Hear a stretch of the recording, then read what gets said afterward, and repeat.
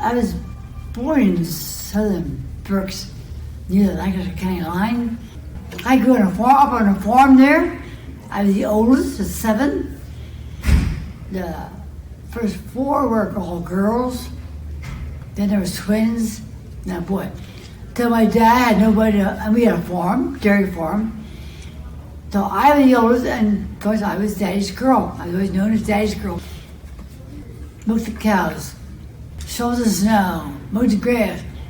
Anything any boy would do, I did. So I grew up more as a tomboy, you would say. You were an adult when World War II broke out. Oh yeah, I was married. Husband then, we went together about 4 years, and we were married, and it was in April 41. Okay. And we were out for a drive that Sunday afternoon, and we came back to his house, to his folks. Said, "Did you hear the news? Did you hear the news?" And that was when it was the war.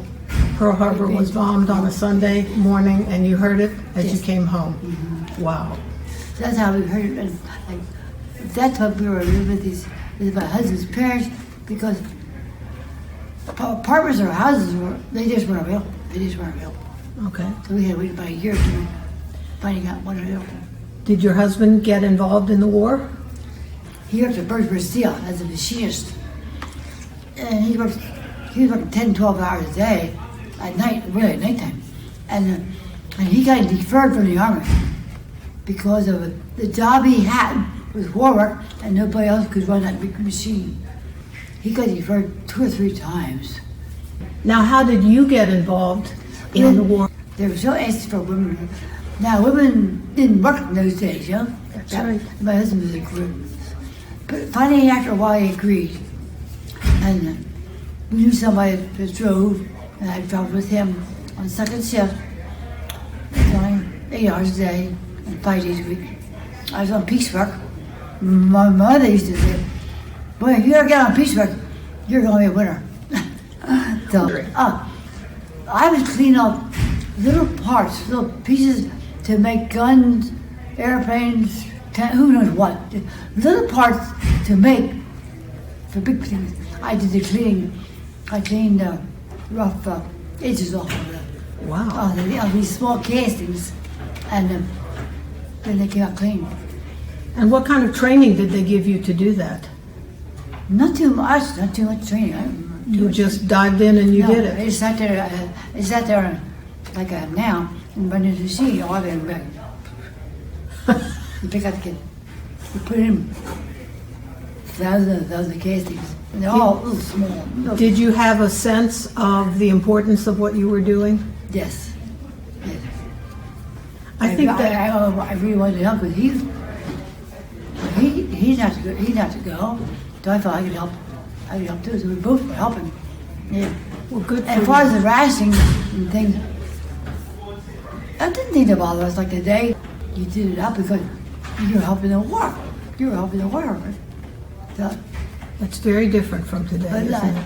I think living on a farm helped a lot too, as far as my life today and my health today. Because I walked 2 miles a day to school for 12 years. My first year, I went to a one-room school. Then we moved down to the farm. Then I went to a regular school. There was 2 grades in a room. Interesting. Then I graduated from there.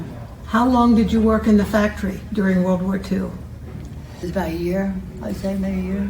Okay. It was in 44 and 45.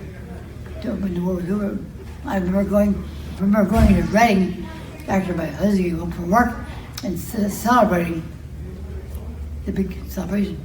I do think that was a VJ Day in August. For some reason, I think it was August. We celebrated. Interesting. How did you decide to do reenacting as Rosie the Riveter? That must be an interesting story. Well, I'm not reenacting, I'm a real thing. You are the real thing. Sorry. So you are a veteran of the civilian corps. My dear friend, John Pumping, is a vet. Mm-hmm. And he's was involved with the Reading Airport air show. Right. And we used to go there, I used to go with him, and I said, why you weren't involved? You were working, you were helping us. We couldn't win the war without you guys. And we hooked up, he hooked up, and that's how I got involved. How we got. It's only been the last 5 or 6 years that I've been involved. Well, I love the collection of the things that you brought today. And you certainly had people mesmerized, and people were coming up getting your autograph and asking questions. You obviously enjoy doing this. That's what my son says.